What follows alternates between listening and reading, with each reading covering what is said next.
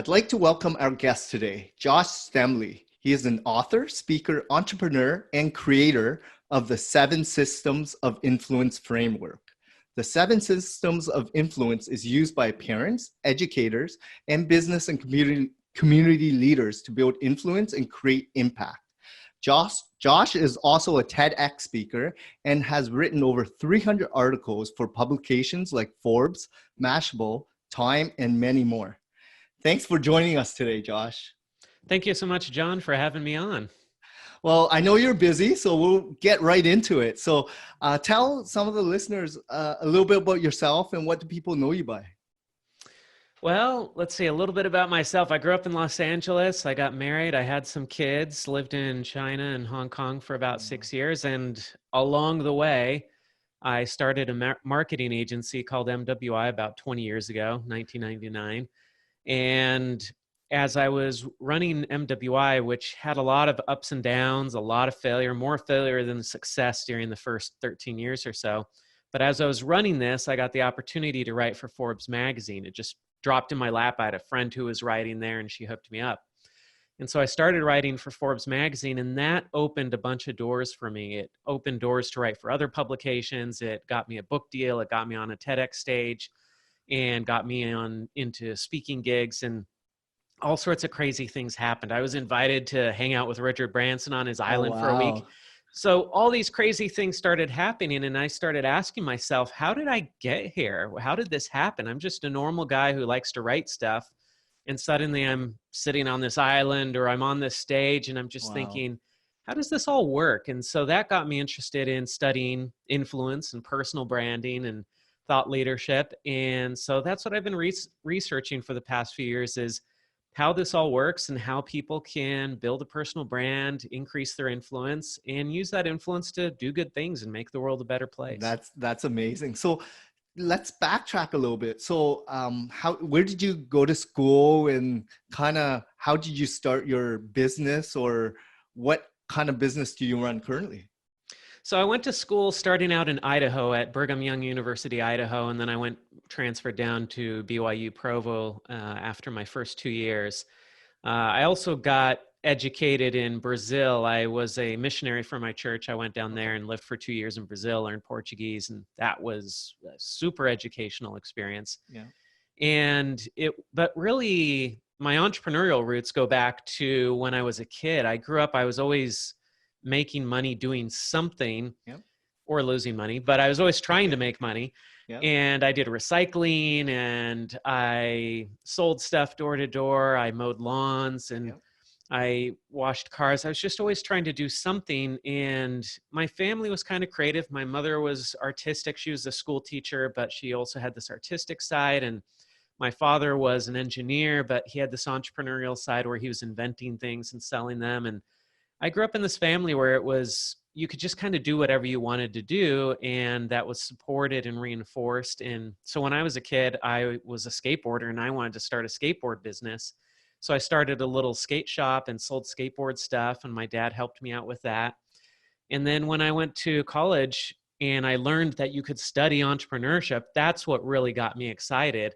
Yeah. I started out as an art major, but once I learned about entrepreneurship, I didn't realize you could study that at school. I thought people just did that.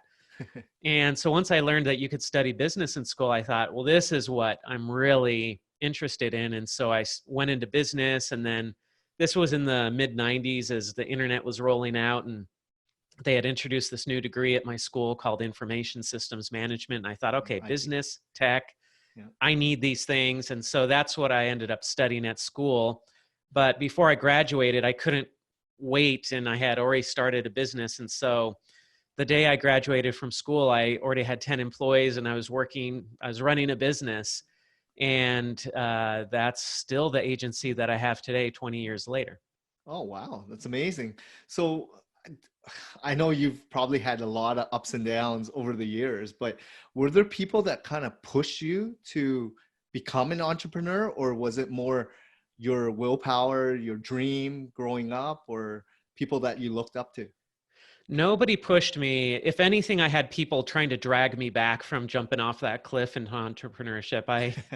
My last real job my last full-time job, I was working for a company that eventually became Omniture, which got bought out by Adobe for 1.8 billion. And I was turning down stock options, leaving that company to go start my own web design shop. And one of the co-founders of the business, who had taken me under his wing, sat down with me and he said, don't do this. Do not start your own business. You're going to hate it. You're going to hate clients. You're going to hate waking up at all hours of the night to do stuff. Like, just stay here. We'll give you stock options. It'll be great. Yeah. And I was just like, nope, not going to do it. I'm leaving. I'm out of here. And I left and started my business. I couldn't resist that call to go do something else. I didn't feel like I was cut out for anything but running my own business. No, that's amazing. So the pursuit of just having that dream, I guess, and the inner desire to do something different, right?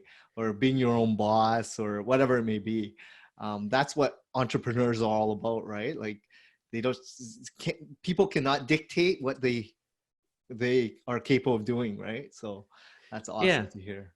I came across a quote the other day that I really like. It was actually about skateboarders. It was that a real skateboarder is not somebody who keeps on skating. It's somebody who can't stop skating. And I think that it goes for entrepreneurship as well, that just because you start a business, that doesn't necessarily make you an entrepreneur. It's the people who can't stop starting businesses. Those are the kind of entrepreneurs that I really relate to, because I can't resist it. It's just, over the years, people have come and they're like, why don't you, especially when the business was not doing well, people would come and say, why don't you just get a normal job, work a 9 to 5. It's easy. You go home, you don't have to take your work with you. You don't have to work weekends. You won't go into all this debt like you're doing.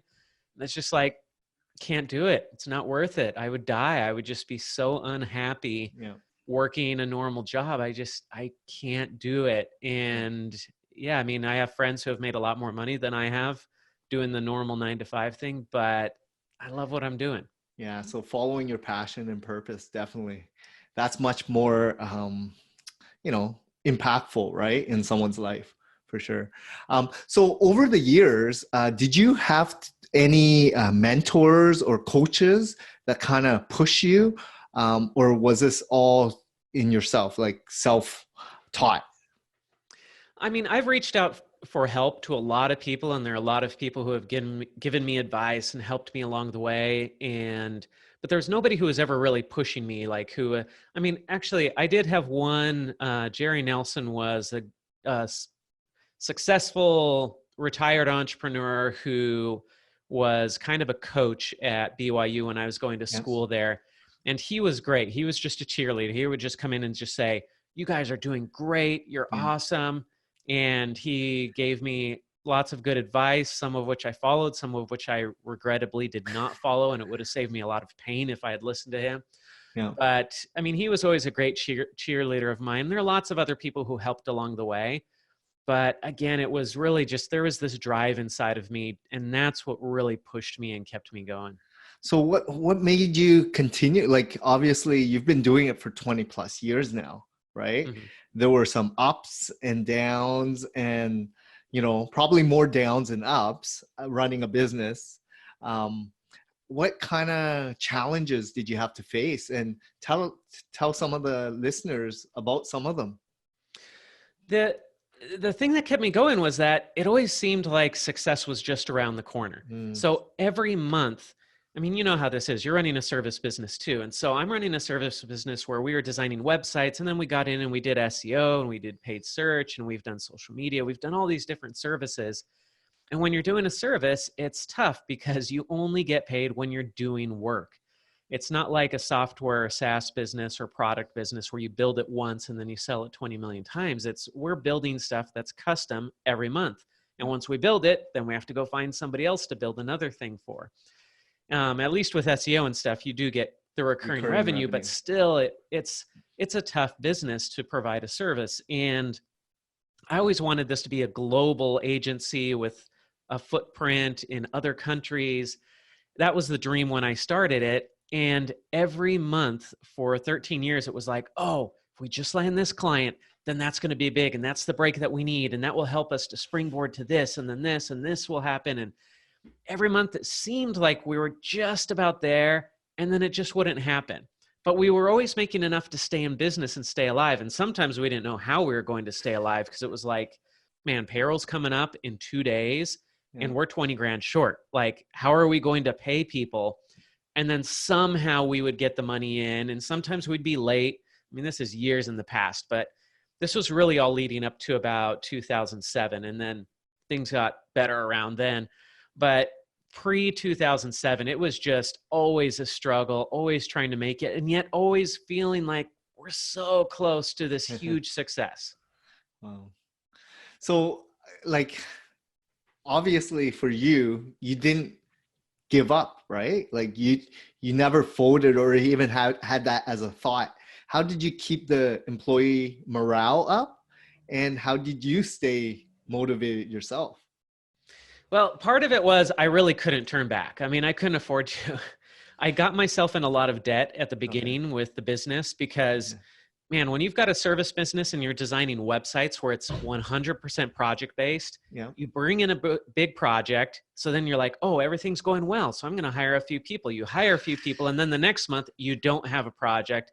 And all of a sudden you've got 50 grand in debt because you had to make payroll and you put it on credit cards, or you run out and get a loan, or your dad loans your money or whatever, but you end up with a bunch of debt. And that happened to me a couple of times. And I found myself in $500,000 of debt really quickly. So then it's like, you're sitting there and your business isn't going so well, but it's scraping by. And then people are telling you, oh, go get a job. And it's like, if I go get a normal job, I'm going to pay off this debt for the rest of my life. I will never be out of this debt. But if I stay with the business, maybe something will happen and then I'll be able to pay it off a lot faster. And so that's part of what kept me going, was just weighing these options and saying, I can be unhappy, but pay it off consistently, but it's going to take me 30, 40 years to get it paid off. Or I can be happy, maybe something big happens and I can pay it off faster. And at least I'm in control. Maybe I can do something. Maybe I can think of something that will be big and will be successful and make this happen. And I always opted for, hey, I want to be happy and be in control of my life. I just couldn't imagine doing a 9-to-5 and then just feeling like all my money goes into paying off this debt for the next 30, 40 years. And so that's part of what kept me going, was just feeling like, it's kind of like that story about Cortez or the conquistador who burned his ship so that his men couldn't sail back to Spain or whatever. Like, that's what I did. I burned my ships. I really didn't feel like I had the choice or the option. So was there a moment where things changed, and what happened? How did things change for you, your business, yourself? Yeah, 2007 was the lowest point in my business, but it was also the turning point in the business. And what happened leading up to 2007 was, in 2006, I was working 100-hour weeks. I was sleeping on the office floor. I didn't see my family. I was missing out on every family event, birthdays, reunions, everything, Saturdays. I'd work Christmas. I was doing all sorts of crazy stuff.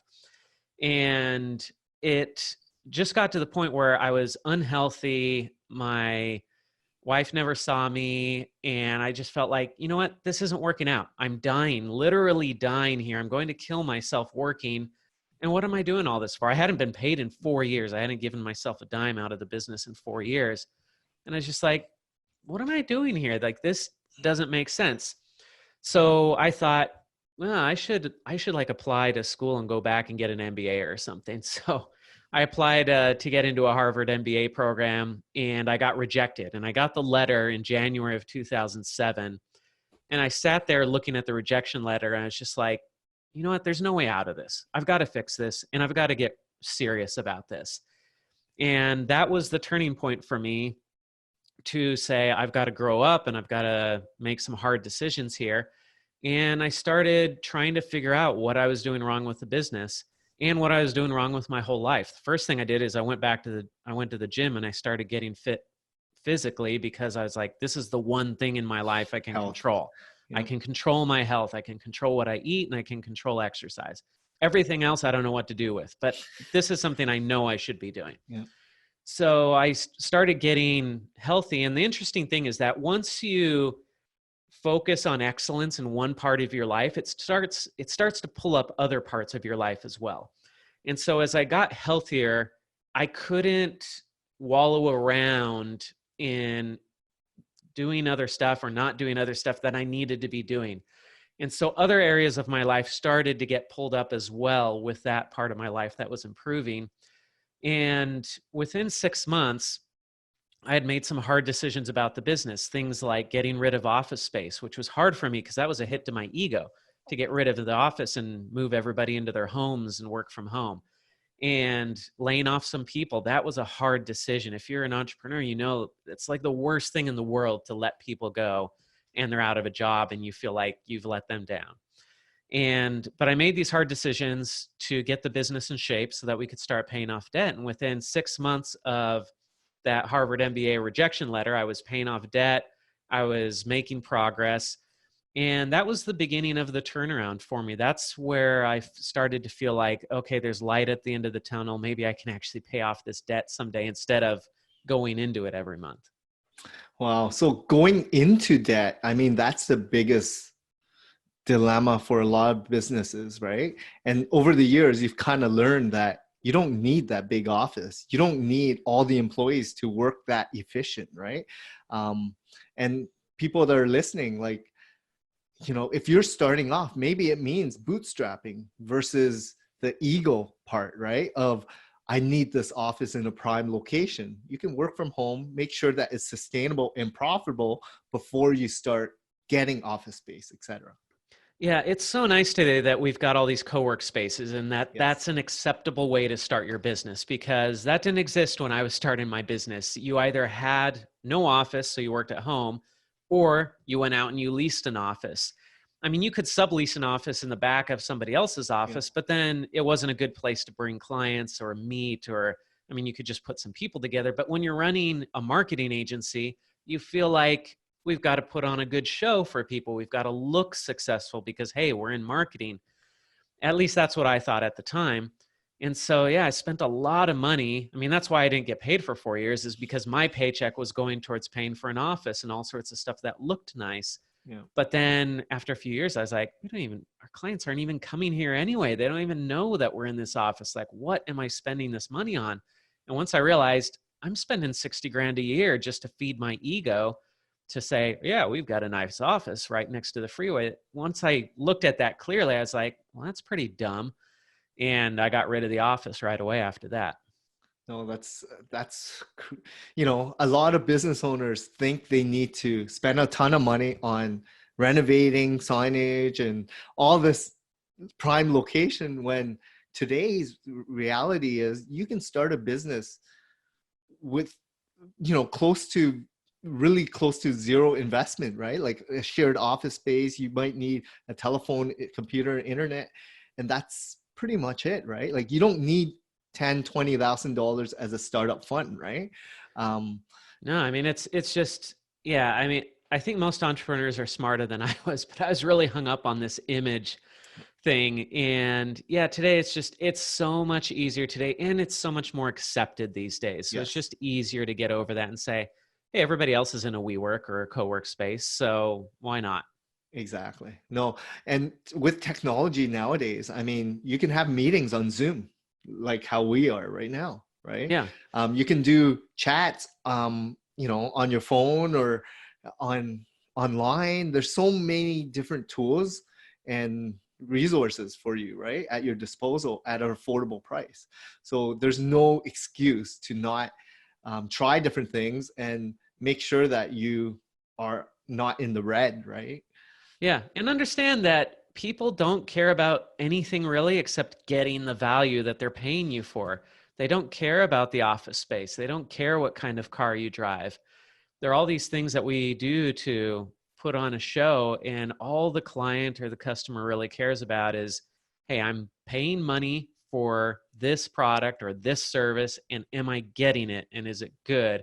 They don't care about all that other stuff. Most of them don't. No, that's amazing. That's great advice because someone like yourself who's been in business for 20 years, you've seen it all, right?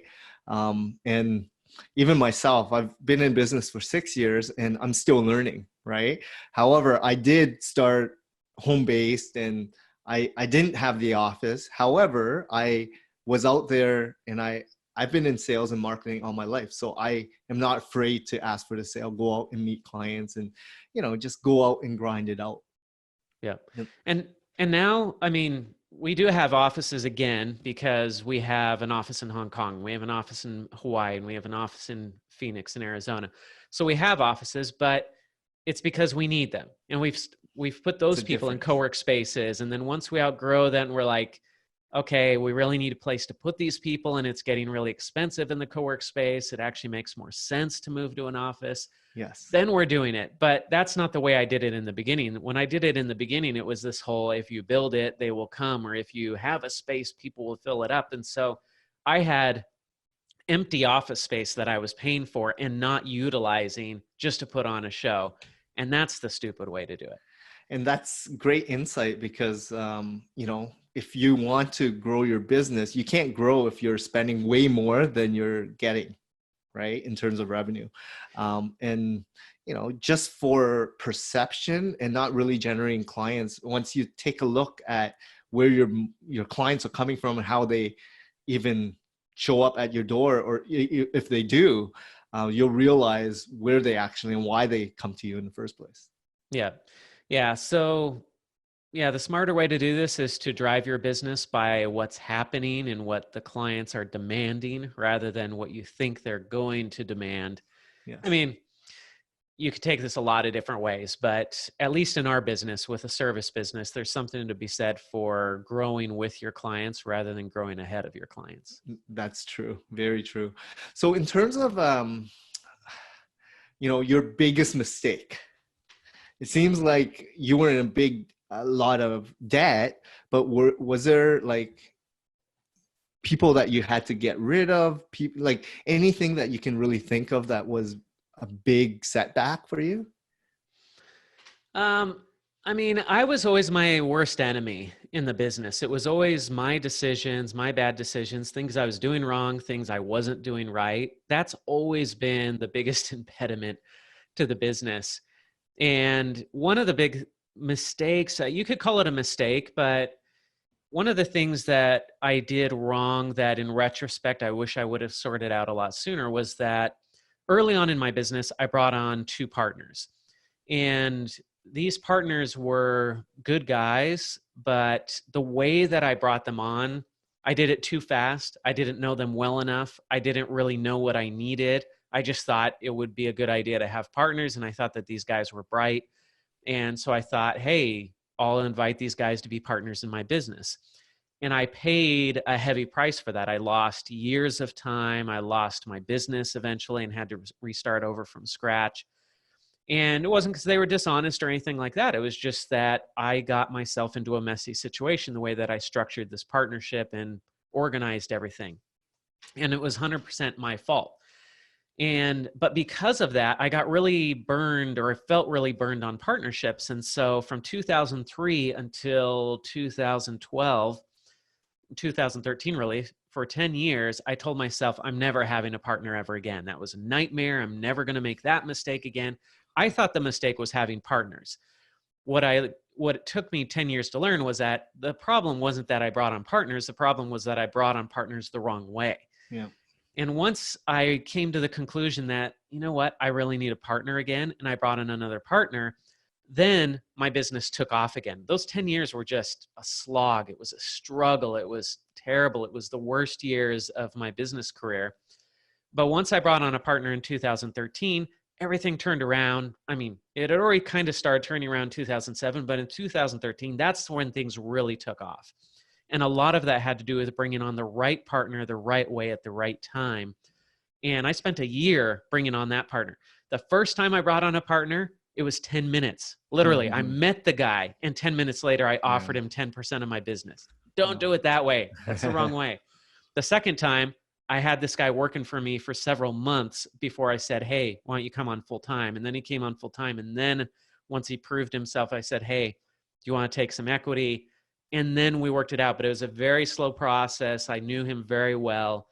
That was a much better way to bring on a partner. And it's made all the difference. Yeah. And I think as an entrepreneur and business owner, I mean, there's going to be some things that you have to learn the hard way. And I think you did. and I am still learning myself, and I still make a lot of mistakes. But I was fortunate to work at a corporation where I saw what they did well and they didn't do well, and kind of piggyback that. When you kind of start an entrepreneur journey right after school, you don't really have work experience or knowledge in terms of what's best practice, what you would do in situations like this and that. So I think I'm lucky that way, but I've also worked 10 or 15 years before starting my business, right? In a lot of corporate environments. Yeah, this is a question that comes up a lot when I talk to students is they say, should I start a business while I'm in school or right after school? Because that's what I did. I started it while I was in school. I never held any other career. And there's this grass is greener type of thing that can come into this because I don't know what it's like to go work a full-time job for another company. I've never done that really. Yeah. And so it's easy for me to sit here and say, yeah, you should go get some work experience somewhere else. Now, somebody else who worked somewhere else might say, it's overrated. You should just jump into it. All I know is from my perspective, I wish I would have gone and worked for a marketing agency for at least a year or two before starting my own agency. Just like you said, to see what they do right, to see what they do wrong, and not have to reinvent the wheel. Because I made so many mistakes that I look back on and I think, if I had gotten a job working at another agency, this probably would have become obvious that this is the way you do it or this is the way you don't do it. And I could have avoided a lot of pain that way. Yeah, and it's all timing as well, right? So depending on your situation, if you're able to start your business right after school, sure, go for it, right? But a lot of people are in debt or they are moving out and they want to get married, they got to save. Like there's a lot of life, lifestyle choices you have to make, right? But yeah, I always tell people like have a job, but learn from the job and try to do a business on the side, do a side hustle, see if it can justify yourself and find your passion, true purpose, right? Once you figure that out, then you know that you'll either want to be in business or you're not, right? But you have a full day. You can work 8 hours or 7 hours, and then you can still work 4 or 5 hours. Yep. Right? On the other hand, there is something to be said for just diving in because then you're really committed to it. I mean, you have no other option but to make it work. Yeah. And I mean, on the one hand, yeah, I have regrets. I kind of wish I had done things a different way. On the other hand, I never would have learned what I know now if I hadn't done it the way that I did it. And I'm glad for the knowledge that I have. I'm glad that I can talk to other entrepreneurs and say, here's what I did. I wouldn't do it this way. I'm glad that I can do that. And so, yeah, knowing what I know now, I would go back and I would do things differently. But I'm still glad for the experiences that I had. No, that's amazing. So you mentioned you're doing a lot of speaking now. You contribute to a lot of these online news sites. So how did you get into that? And really, is that how you kind of grew in terms of amplifying your business? This was another part of it. So in 2013, I mentioned that I brought on that partner, Corey Blake. He's the partner that I brought on. That was a huge shift, and that changed everything. Okay. The other thing that happened at the same time was that I got the opportunity to write for Forbes. Okay. And I actually wrote an article for Fast Company First. That was kind of my first break, getting an article into a larger publication. But then I got to write for Forbes as an ongoing contributor. So I was writing an article every week. I ended up writing 164 articles for Forbes.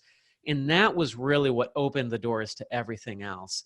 I ended up writing for Time and Mashable and Entrepreneur and Fortune and I wrote for over 24 publications.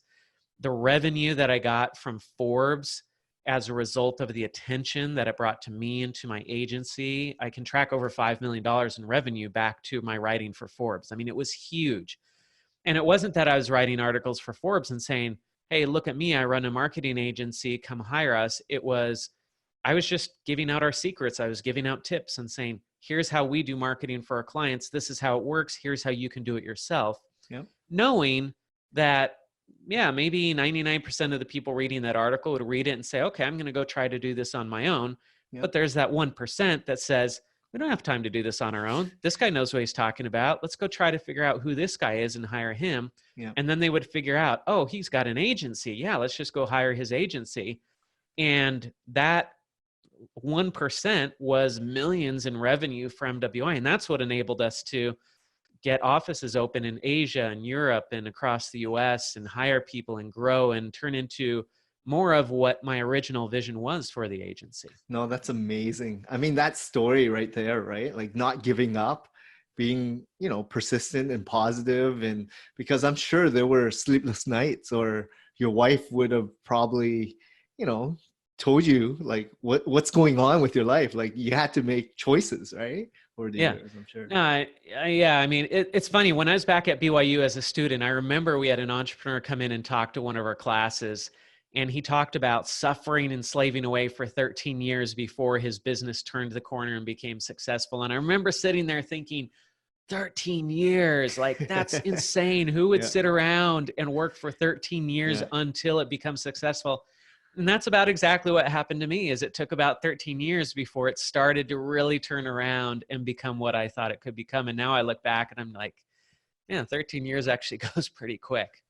Yeah, I think it's hard to realize that when you're a student because you're only 20, right? Yeah. And working life is like 40 years of real working, right? So 20 years, yes, you either start doing your own journey early or later, but time flies, right? Especially when you're having fun too, right? Like it doesn't feel like work nowadays. Like when I am running my agency, I'm doing what I'm doing, I actually love what I'm doing, right? And so it doesn't really feel like you're putting in 18-hour days or 15-hour days, No, and that's the thing is all the things that my former boss told me about why I would hate running an agency, and I'd be up nights and I'd have all these clients and I would trade one boss for 50 bosses. Every client becomes a boss.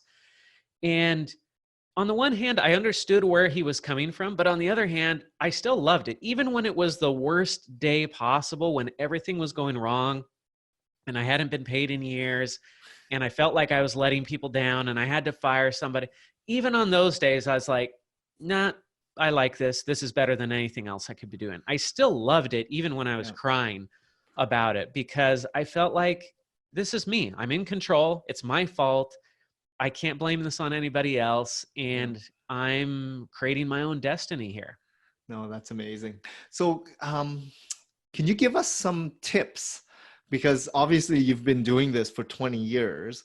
Any advice you can give these new entrepreneurs thinking of taking this step into starting their own business? Yeah, I mean, my number one tip, when you asked about my biggest mistake, this is what I should have said, but this is my number one tip, is that other things matter more than your business. And there are things that are worth giving up your business for, which is really hard when you're an entrepreneur and it's in your blood, because the business feels like it's everything. But your relationships with family, your spouse, your kids, your parents, siblings, your friends, that matters more than your business. It's worth giving up your business to preserve those relationships. And I'm lucky because my wife didn't leave me. She stuck with me even when I was working these crazy hours and we didn't see each other. But I got lucky because my wife was very patient and didn't put her foot down. And actually, when she put her foot down, that was probably the best thing ever, because that kind of forced me to be like, yeah, I need to change things here. Yeah. But those relationships are worth giving up the business for. Your health is worth giving up the business for. If you die or you become permanently impaired, your health is in the toilet, that's not worth whatever success you're experiencing from the business. And that was a hard lesson for me to learn, that I need to eat right. I need to be exercising, in that if I go out running or biking or doing whatever for fitness and my business suffers as a result of that, that's the cost. That's okay. It's more important for me. This is actually my most popular article on Entrepreneur Magazine, was an article about how my fitness is more important to me than my business. And the reason why is because I found that when I'm exercising and I'm physically fit, I make better business decisions. My business does better when I take care of those things that are most important. It's the same with family too. When I was working 100-hour weeks, I wasn't 100 hours productive. I wasn't twice as productive as if I was working 50 hours a week. In fact, I think I was actually less productive because when I cut back to 30 hours a week, which is what I did, I went from 100 hours a week to 30 hours a week. And when I cut back to 30 hours a week, I started making much better decisions and taking much better care of my time. And so I actually saw the business improve by working fewer hours than when I was doing these overnighters all the time. Yeah, working smarter. I think the health thing is all about, critical thinking. Having a healthy lifestyle really gives you the energy and, just creative juices, right, in your mind to allow you to even self-reflect, right? Yep. When you're at the gym, this is what I do at 5 o'clock in the morning every day, right? I go to the gym and I really just reflect and appreciate what I have, right? And a lot of people should spend more time taking care of themselves and spending more time with family as well. So that, Yep. it really drives you on figuring out why you're doing what you're doing, right? Like, what's the ultimate reason of being successful? What does success mean in the first place, right? Is it to free up time? Is it ultimately to have money, or gives you the luxury to do things, right? Yeah, because at the end of your life, there's that famous saying from Stephen R. Covey, who wrote Seven Habits of Highly Successful People, that nobody looks back when they're 90 years old and on their deathbed and says, I wish I would have spent more time at the office.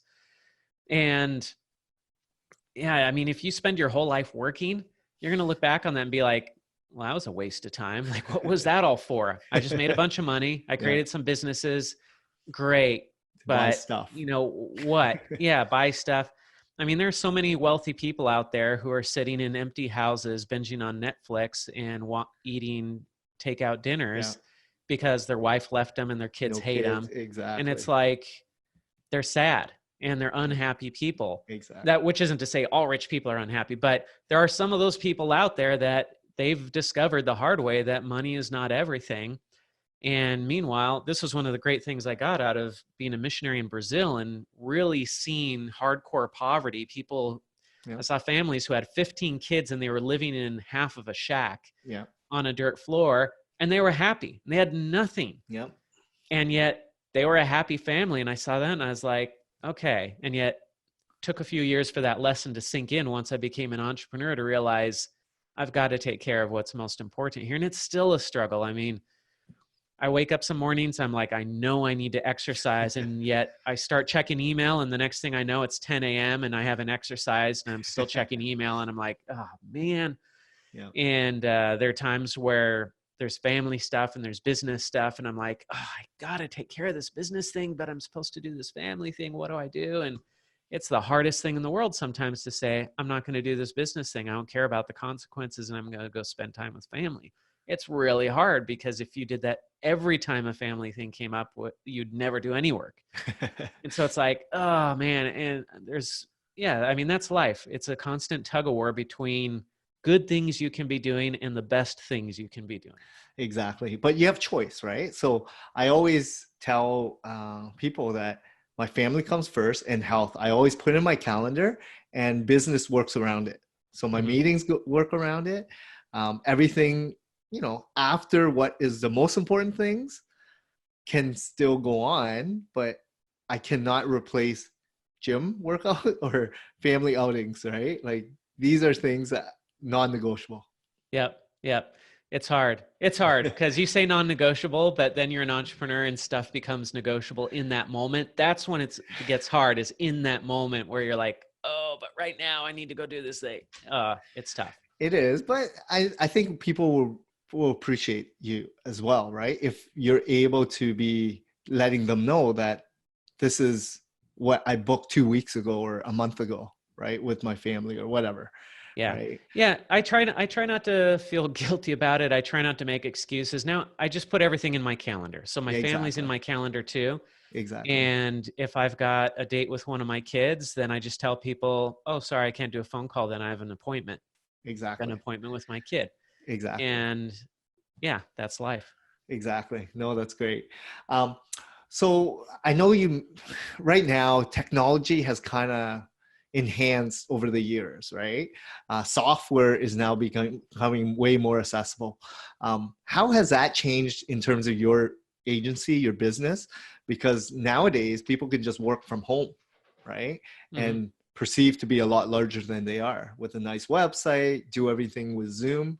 Are there tools that you use that some of the audience members that you can share with the audience members? Zoom is one of my favorites.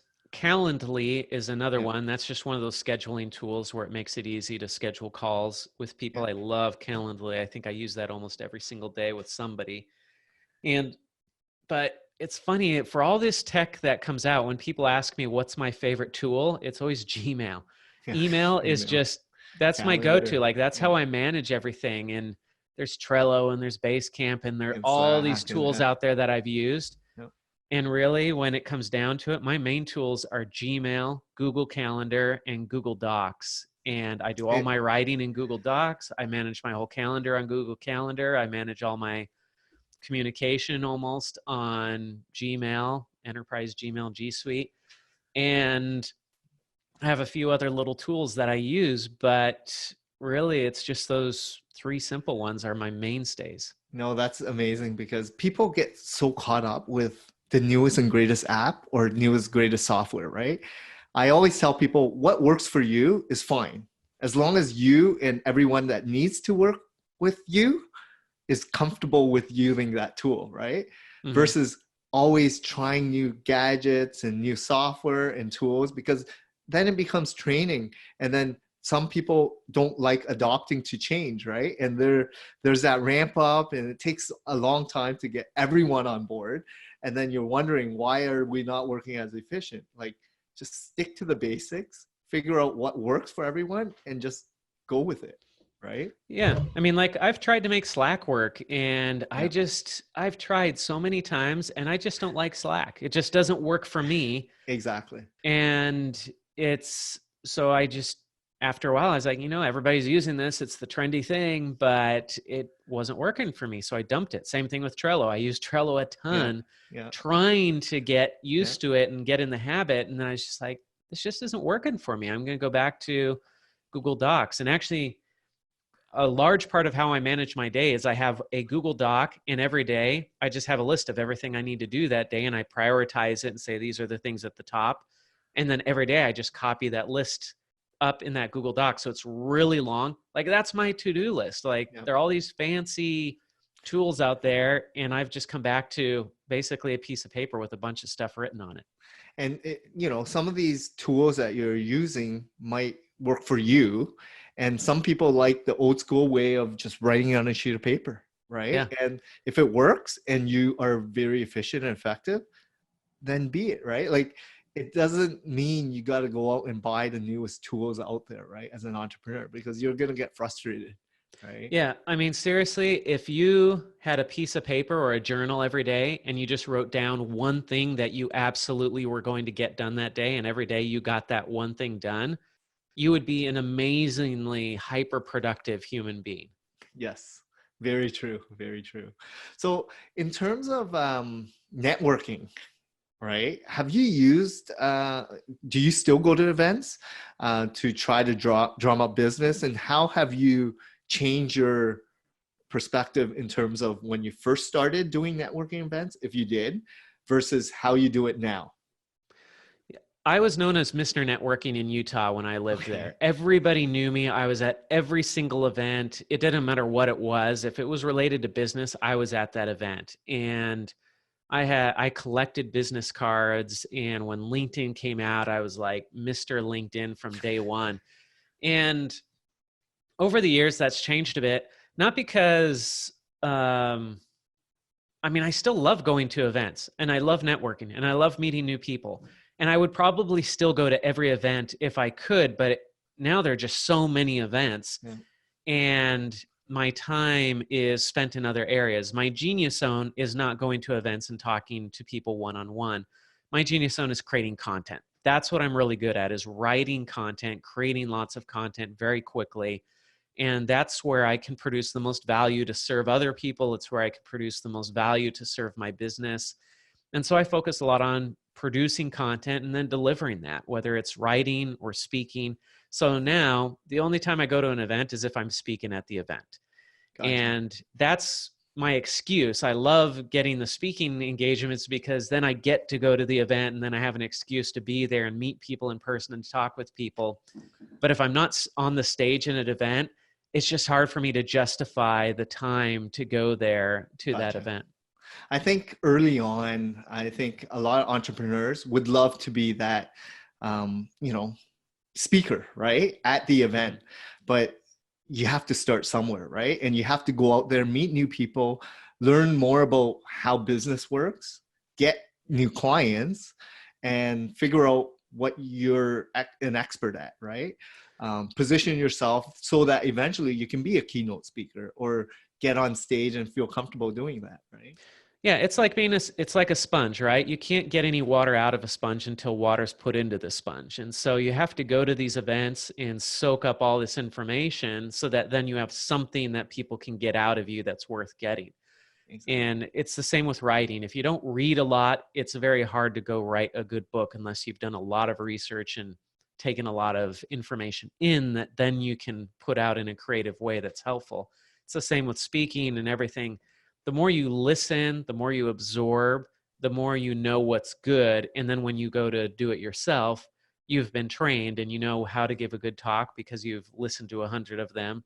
You know how to write a good book because you've read thousands of them. Yeah. That's how you get good at stuff to begin with, is absorbing it to begin with. And a lot of people are so caught up with just selling or going to the event for the purpose of getting new clients or whatnot, right?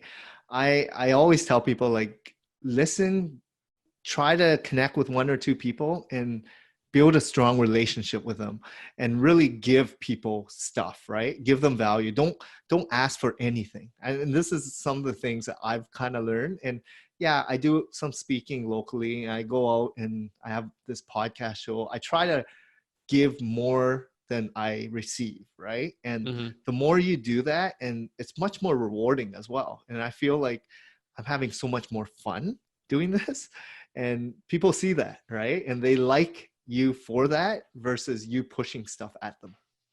Yeah. I have a friend who's an executive coach, and his sales, quote unquote, his sales process is that he goes out and he gives free advice, and he keeps giving people free, very valuable advice until they come to him and say, "You're giving me so much value here. Like, how do I pay you? I want more of this, but I've got to pay you for this. This is too valuable."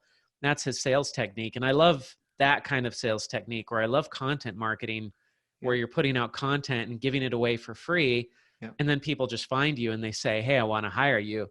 That's what I love. Because, man, I hate going out and selling and being pushy. That kind of selling just does not appeal to me. I want to serve people. I want to help people. And really, I would prefer to just give advice for free and then have people find me and say, "Hey, I want more of that." No, it's great because, being in sales and marketing all my life, right? I've always learned in the corporate environment, go out, ask for the sale, go out there, push people, all that stuff. But when you're doing your own business and running your own agency, it's more like inbound is what you want. Outbound is great, but what's the success rate, right? Someone that's Mhm. actually eager to want to work with you, they're going to reach out to you and find you, right? Yeah, I mean, everything works. People can make outbound work and they can make it work well, and inbound can work and it can work well. I think it comes down in a lot of cases. Sometimes a certain business might work better with one than another. But for me, it's just all about, what do you want to do? I do not want to spend my time going out there and pushing myself on people and getting in front of them and saying, "Hey, here's what I do. Are you interested?" I would just much rather go out there and serve people and help people and have them come to me. That's just my personal preference. Yeah. And yeah, what works for you, like you mentioned, is stick with it, right? If it's working, keep doing it. If it's not, then try something different. And not everyone are salespeople are outgoing enough to go and ask for the sale, right? So Yeah. inbound is always a great feeling to know that people are actually wanting your services.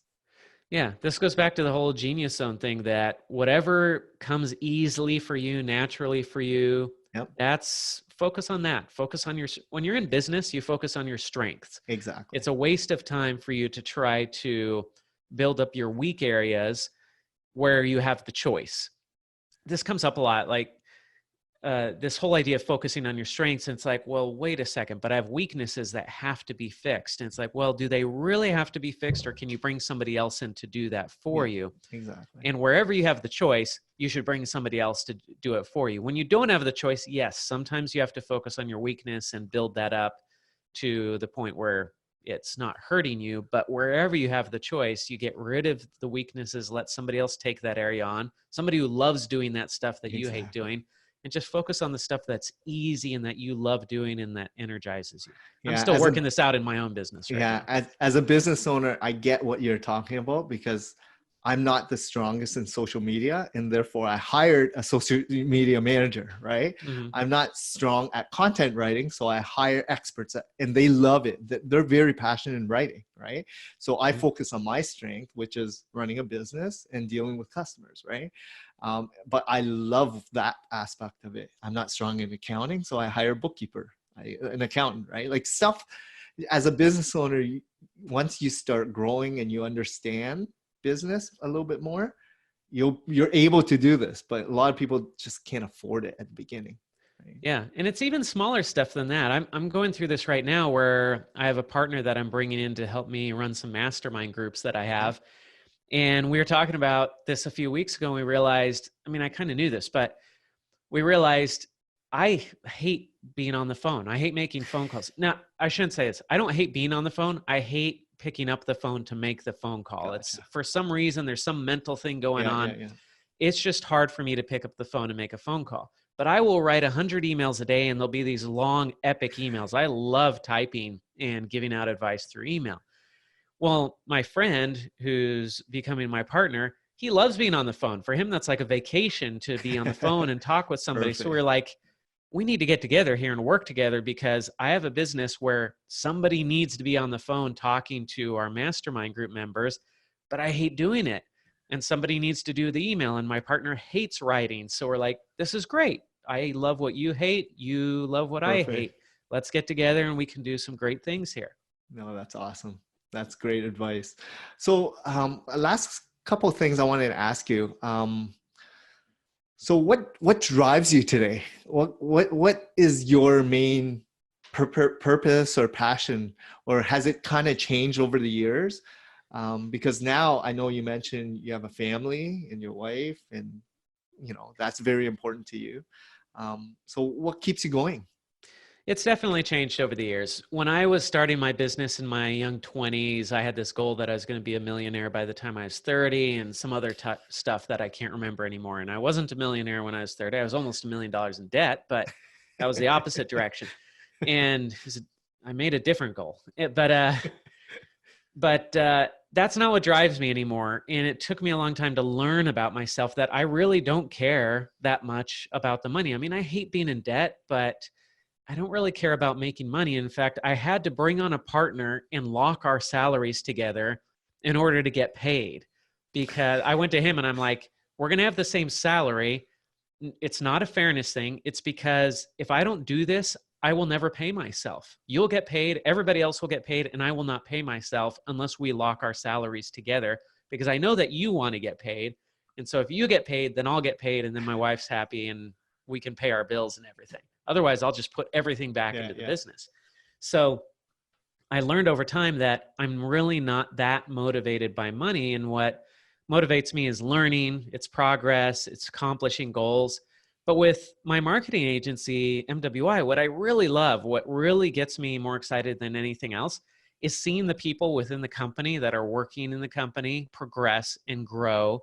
It's kind of like being a parent. When we have Michelle, we just changed her title to VP of something, but Michelle's been with us for years, and to see the progress she's made as a human being, as an individual, as an employee, the technical skills she's acquired, the leadership skills she's acquired, and to look at where she was when she started and where she is today, that's what I look at. I'm like, that's what gets me pumped about this business. Yeah. I want to provide that for more people. I want this to be a school or a training ground for people where they progress and they learn and they feel fulfilled about the work and they love what they're doing. And that's the thing that really motivates me with MWI. more than doing great marketing work for the clients. I figure if I take care of my team can take care of the clients and make sure they get good stuff.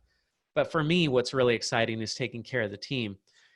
On my newer business ventures, where I'm focused on influence and personal branding, that's more about how can I help other people change the world. And so what gets me excited there is when I work with a new client and we go through my 7 systems framework and I see the lights go on in their eyes and they say, I understand who I am now and who my audience is and what I want to be doing with my content. And then they go out there and they create this great content and they're making a difference in other people's lives.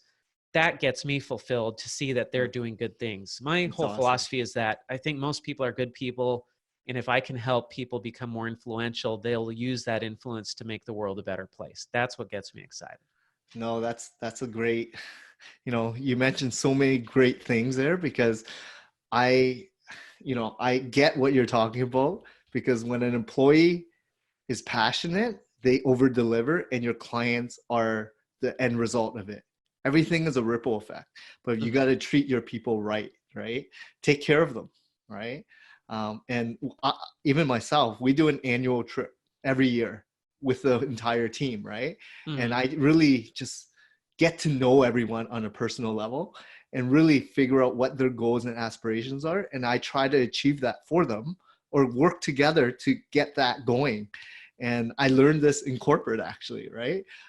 But from that, I kind of implemented it for myself in this company. And it's been great because right now, the loyalty of all my employees, I think we're at like 98%. No one leaves the company, Uh-huh. right? And that's the big thing too. Like if you train them right, you teach them well, and you treat them right, and they like what they see, and they're growing themselves, they're passionate, right? And they will stick loyal to you. So Yep. Yeah, and what I love too is that we do have people who come and go, and we'll have interns and they're there for 6 months and they're gone, or we'll have somebody who's there for a year and then they move or something happens and they have to leave. And sometimes people get better job offers. And I always tell my team, I say, do what's right for you. This is all about exactly. you and your family. Whatever's Yeah. best for you will Yeah. end up being best for our business too. So make your decisions based around what's best for you, Personal. and Yes. everything will work out for us. Don't worry about us. And what I love is that we have great relationships with the vast majority of people who have worked at our company and left. And there are people who left, 12 years ago that I'm still friends with, and we keep in touch and we talk.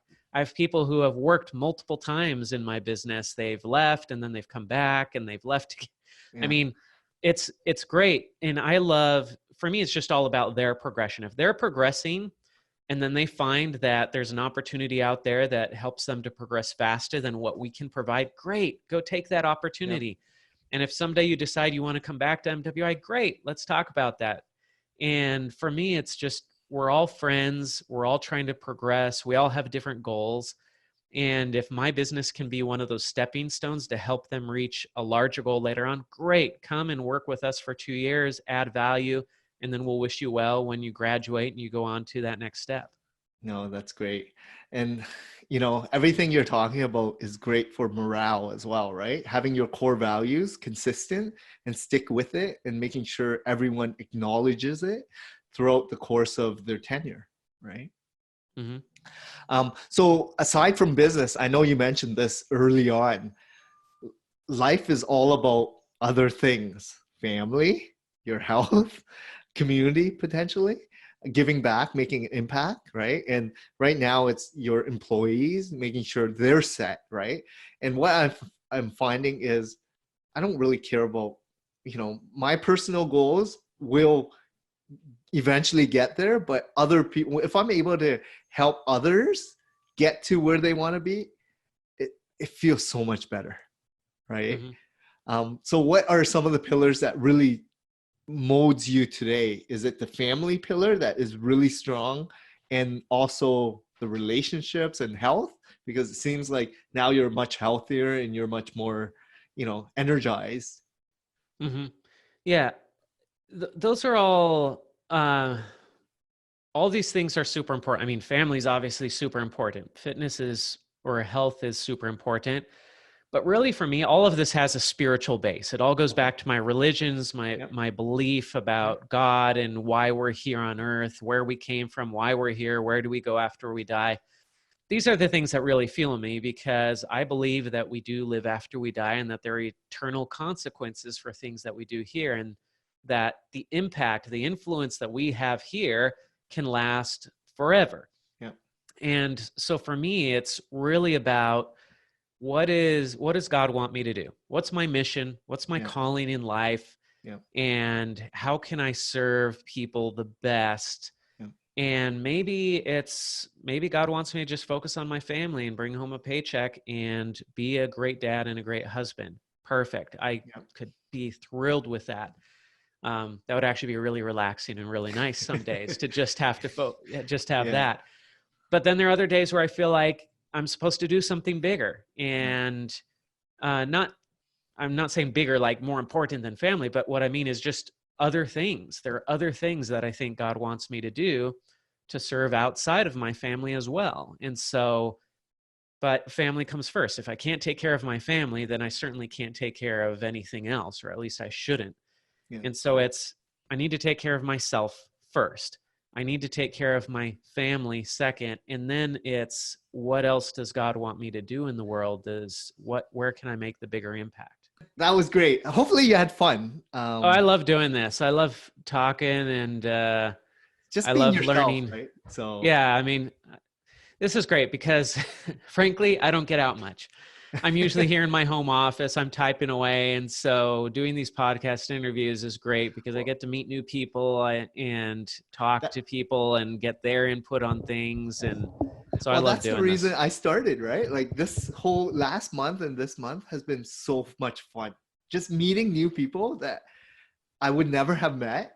And again, I can say this podcast or whatever, but the thing about this is I'm getting to meet new people that are like-minded. And it's very difficult to speak and build a relationship with people that are all over the world and just shoot the shit or whatever it is, right? Like just get to know people, right? On a more intimate or personal level, because you can't, people here in Toronto are just busy people, like big city mentality, right? Yeah. It's hard to get people's time. That's all. Yeah. Yeah, it's funny. I mean, I'm here in Boston, which is a big city, and there are all these people here in Boston that I'm like, I should be reaching out to these people and meeting with all these people. And it's hard to get out and connect with people sometimes. Yeah. And well, you used to be a super networker, right? So, but again, it's like, what do you enjoy doing now? Writing. It seems like you kind of hit your spot in terms of, I like doing this, stick with it. Yeah. And also it's just, I'm having so much more fun with my family now. How old are your kids? Or my kids are 14, 11, and 9. Oh, wow. Okay. And it's just when things were bad in the business, it was just my wife and myself. We didn't have kids for a while after we got married, probably because I was never around. And so it was just me and my wife. And at that time, I was just 100% focused on business. It's like I could only focus on that. And I was in a weird place, like just not seeing things clearly, like what mattered. Yeah. And once I got that sorted out, then we adopted our first daughter, and then we had a biologic kid. And then we just adopted another daughter from China. Wow. Okay. And it's like, it's really, I mean, it's developed over the years that, I mean, I don't know, maybe I'm just a bad dad, but it's like, I have so much fun in the business, and it's just so easy for me to focus on it, that when I was younger and earlier on as a dad, I often kind of felt that family was inconveniencing things. It was getting in the way of the business. And I knew that was a bad way to think about things, but it was just hard to not think that way. And it was once I started setting up boundaries and saying things like, I get off work at 5. It doesn't matter what's going on. I end work at 5. Yeah. Well, then that freed me up, because then from 5 on, it was like, I don't have to think about business, because it's not like I can just run back in the office and work, because I am committed to not working anymore. Exactly. And so then there was space to actually enjoy being part of the family. Yeah. Well, now it's kind of turned around the other way where I kind of feel like I don't want to go back to work. Like I really enjoy doing family stuff. So we were just adopting my daughter in China, and I basically took a month off. I mean, I did some work here and there and some communication, but it was like 95% family for a whole month and 5% work. And it was kind of hard coming back. It was kind of like, man, I could get used to this, like this is You're kind of retired nice. at what, 40 or something? That's amazing. Yeah. This, since we moved to Boston about a year ago, I've been building a tree house in the back with my Okay. daughter. And I'm Nice. like, I get out there and I'm hammering boards into a tree, and I'm like, I kind of just want to do this. Like I could just do this for the next month and be happy just building this tree house with my daughter here. Whatever, yeah. Yeah. And my son is getting into skateboarding, and I'm a skateboarder. So I'm like, this is my Fun. excuse to go skateboarding. Like, I don't want to work anymore. And I want to go skateboarding with my son. But it wasn't that fun by myself anymore. These are things that you grew up wanting to do, and now you're doing it, and I know. it's back like you're a kid again. But this is life. Like this is exactly what I'm all about, right? Like just enjoy the moment, enjoy people. Like this weekend was Thanksgiving for us, right here in Toronto, Canada. Uh-huh. And all 3 days was busy with a lot of cousins and uncle, like my son's kid, family, cousins and stuff. It was so chaotic, but I enjoyed it. Like it was just go, go, go. I just loved it, right? Like this is what life is about, right? Like memories. Yeah, and I feel like I'm discovering this like the hard way. Like I've really had to adjust and like learn to enjoy it. And yet the more I get into it, the more I'm just like, man, work? Like seriously, like, do I really want to work anymore? Or should I just like try to retire and just... But you have to have a goal, right? So obviously if your finances are taken care of, then you can think about what really is your objective, right? Like a purpose, really. Figure out what that is.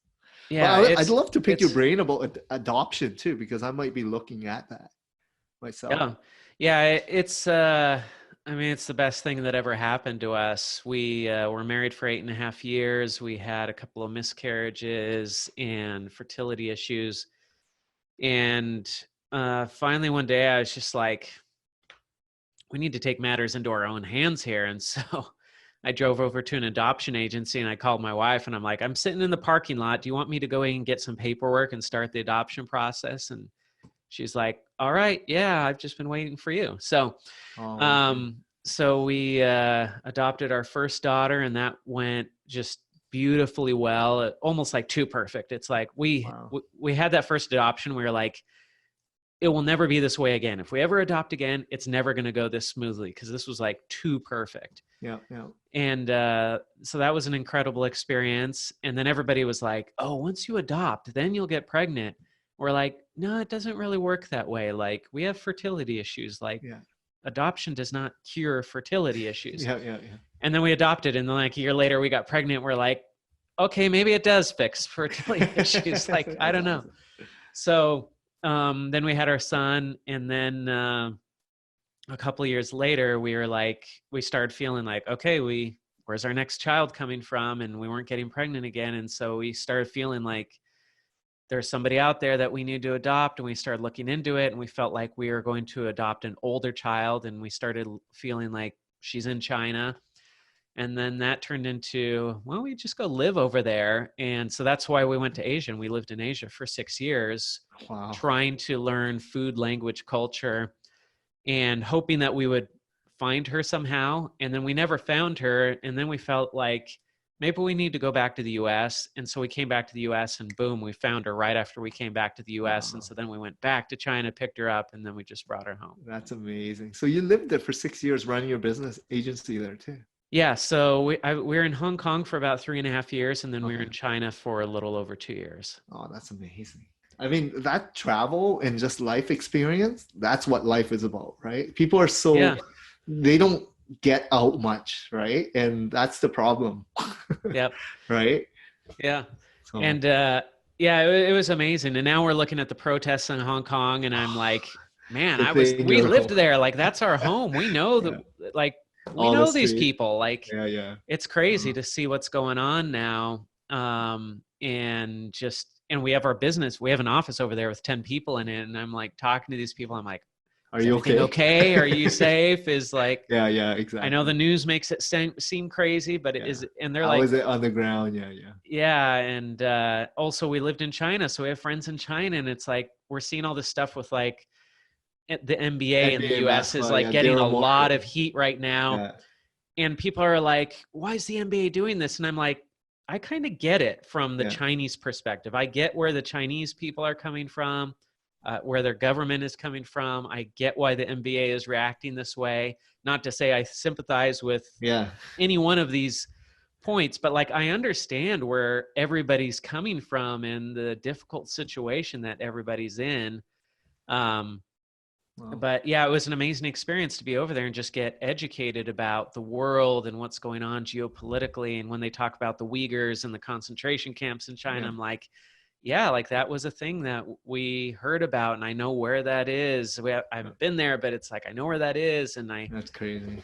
like we saw Uyghurs around and stuff, so it's like I know who these people are. And Wow. anyway, it's just kind of fascinating to see what's going on over there and to think we were there. Like that was our home for 6 years over where all that stuff's going on right now. Yeah, you have the ability to, right? And that's the best thing about Hmm. having your own business, right? That luxury and flexibility. Not a lot of people can do that, right? Yeah. And the technology. I mean, And internet. technology. Like we Exactly. we're over there, we're living in China. We're like, we couldn't have done this before the internet. Like Yeah. there's no way we could have done this Yeah. before the internet. And yet because of the internet, it's easy. It's not that So big a did you deal. have to do a VPN because Yeah. Google wasn't around? So you have to Yeah. change your IP Anybody who's a address. foreigner in China is on a Oh, VPN, gotcha. plus a lot of Chinese people Yeah, too. yeah, yeah. But yeah, we had to do a VPN, and it was so slow. It was like going back to Dial dial up. up. I felt like I was on a 56K modem, if anybody knows what that is anymore. But it was like, oh, it was so slow, and Man, it was annoying. And 2 years was kind of enough. It was like yeah. so ready to be back in the US and have high Did you speed learn the internet. language while you're there? Like, was A that little something? bit. Okay. Not fluent by any means, but I can get by in a restaurant or a taxi or Mandarin and Cantonese, or just Mandarin? Mandarin. I didn't learn that much Cantonese. My wife did, but Okay. I didn't. And then when we went to China, though, I was like, I've got to learn some Mandarin. I don't want to leave Yeah, here and not know how to say anything. that's awesome, man. I mean, this is what I love hearing, man. Just life, right? Just a journey because, business, it comes and goes and it's only money, right? For Yep. me, I love the people that actually take risks and are making something out of it, right? Like this is what I love about the podcast. Meeting Yep. interesting people that you would never get to meet. The funny thing too about these podcasts is this happens to me all the time, that we end the recording and then like the best stuff comes out Stuff. after the recording. Yeah. So I'm like, if you want to use any of this or just have it all on there, like that's fine with me. You can just tell people like, hey, we kept on talking afterwards, and then Yeah. here's that part too.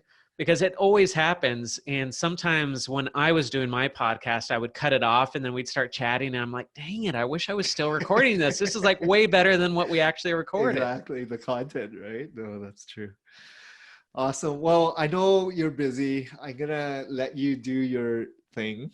So I know we talked a lot about a lot of various topics, but how do listeners get a hold of you and your business? I have my personal website, joshsteimle.com. I'm also on LinkedIn. My business is MWI. That's one of my businesses. I've got too many businesses, but that's the big one. So, but my personal website, joshsteimle.com, is the main place people can get in touch with me. Awesome. Well, thanks a lot for giving so much valuable insight and tips for entrepreneurs. And I really appreciate you being on a guest on our show. I want to thank you again, Josh. And if you're ever in Toronto, hit me up. We'll get together. I'll show you around. Awesome. If you're up north. Thanks a lot, Great. Josh. Thank you so much, John.